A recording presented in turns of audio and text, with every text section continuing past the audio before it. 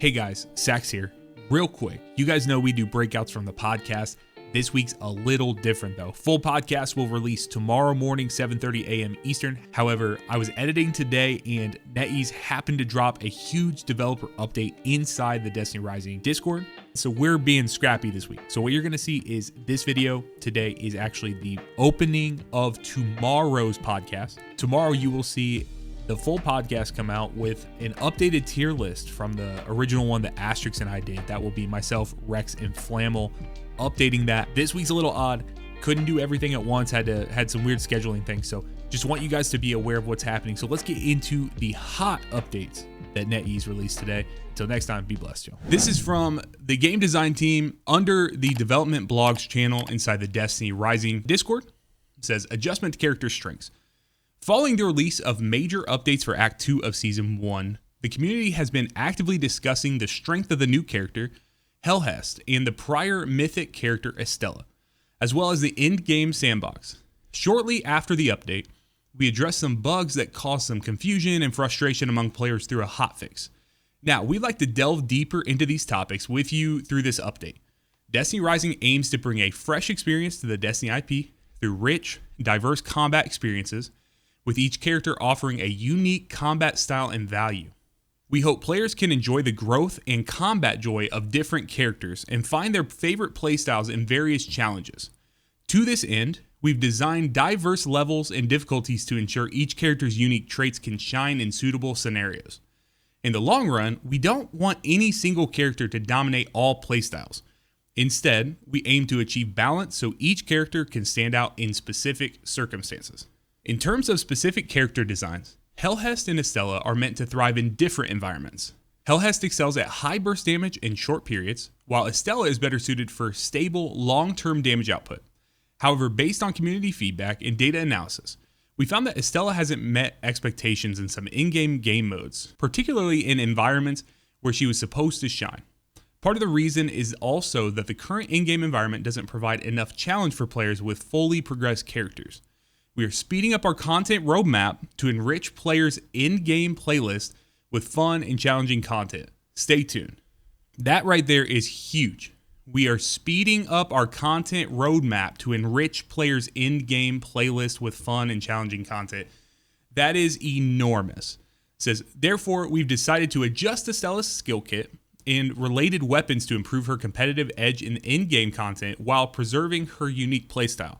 These adjustments will take into effect either from today's hotfix or by Thursday with our weekly maintenance. The specifics are as follows. So, guys, what we're hearing from the first two is A, NetEase hears us. Their development team has been working, and they are trying their best to figure out what this is going to look like, okay? What this is going to turn into. And they're forming and shaping the game based on our feedback. They're hearing us, and this is phenomenal. Next, they've laid out the clear plan that they have and the vision, right? This is one of the first times we're hearing the clear vision from NetEase saying, hey, we want you guys to understand that we understand where each of these characters should thrive. And so I think there's been a lot of confusion on like, do they even know what they're doing? This is them coming out and saying with a clear head, guys, we got this. Guys, we got this. We're working on this. We are actively working on this. So let's talk about the Estella adjustments here. Recharge time for Misfortune's Guide has been reduced from 11 to 8 seconds. Misfortune's Guide has a significant impact on Estella's combat flow. Reducing this recharge time grants her more room for error in battle. The base damage Bewitched Illusions deal per hit has been increased from 90 to 100. The base damage Violent Reverie deals per hit has been increased from 210 to 230. While firing weapons and for a short time after firing, Estella's two signature abilities will support left-handed mode. Casting a signature ability will not interrupt firing, and Estella can begin firing at any point while casting. This adjustment will appear in-game after our weekly maintenance on Thursday. I'm sure there's a lot more that's in-depth with making that change as far as giving additional input controls and tweaking how the character literally plays. In some situations, Estella can gain corruption very efficiently, which results in the need to repeatedly cast her signature ability. With these changes above, casting signature abilities will have less of an impact on firing weapons. Man, we are going to be spamming summons all across the playing field. Next, we have the exotic machine gun heir apparent. These changes will be implemented after Thursday's maintenance. Precision damage for heir apparent, that multiplier has been increased from 1.2 to 1.35. The damage boost Catalyst Man 2 provides when repeatedly firing has been adjusted from 5% per stack up to 10 stacks to 10% up to 5 stacks. So it seems like you are going to be able to get the stacks. It's the same amount of buff, but it's going to increase faster. So it's going to basically reach that max damage boost quicker when switching targets.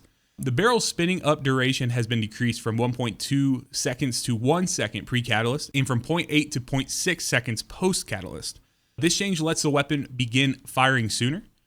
And the length of time allotted before the barrel will need to spin up again after the firing has ceased has been extended from 2.5 seconds to 4 seconds. Now, if the wielder casts an ability while firing or stops shooting for a short duration, they won't need to prepare the barrel again, significantly improving how the weapon feels. Oh, I know right now, Flammel is so excited about this. That brother, mains, Estella, and heir apparent. This is the Flammel update.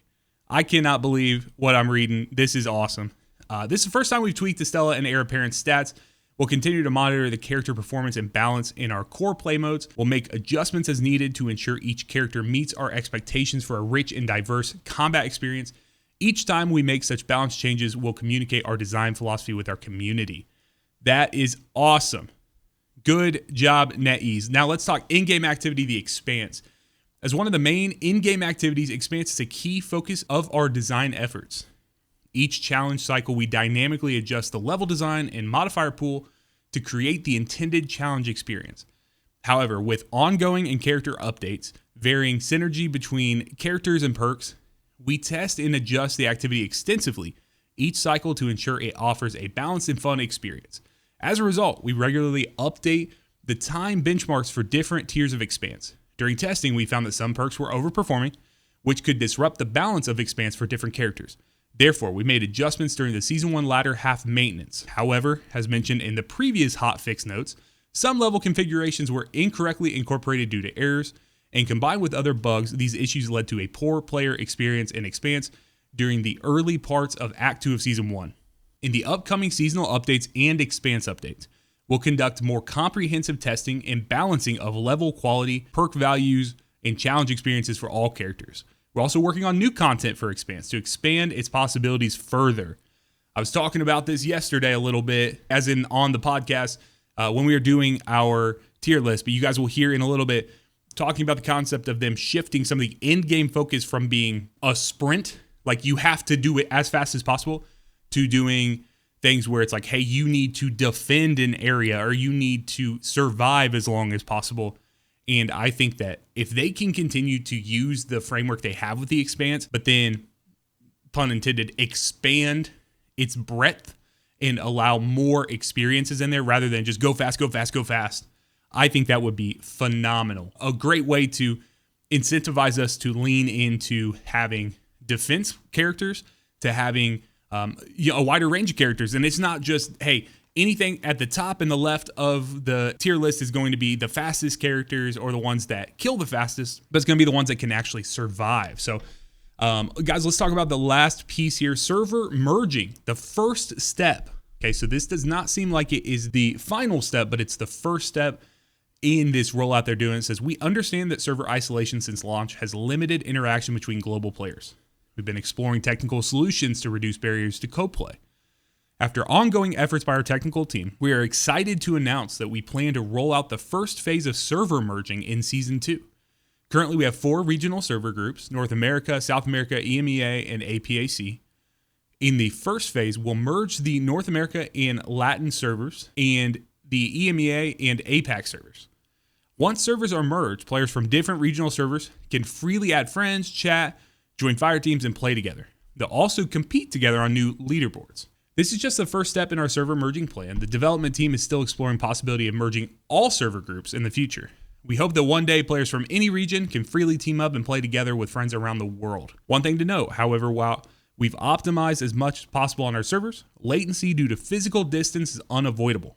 We'll prioritize matchmaking with closer geographic proximity, but when playing with teammates from farther away, you may experience higher latency than usual, and we'll look into the performance of server merges once they roll out. I'll share more details on server merging in a separate update closer to release. Closing words. Thank you to every Lightbearer for your support and feedback. We know that our game is driven by your passion and participation. We'll continue to listen to the community and improve the gaming experience.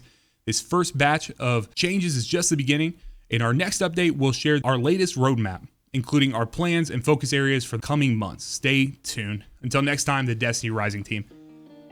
Bravo, bravo, bravo. I love this. I love this frame of communication. We were talking about it extensively after recording the podcast last night. I should have recorded that conversation because that was a riveting one with some other people in our clan. But just the conversation on like, we are not hearing enough from NetEase. We don't know what they're thinking. We don't know what they're doing. This right here shuts that down. They are listening. They are taking a thoughtful approach to how, exactly how they want to see the game roll out. And I am stoked. I am stoked to see this. So guys, I hope you found this as exciting as I did. You'll have to let me know in the comment section below. Till next time, be blessed. Catch you in the back half.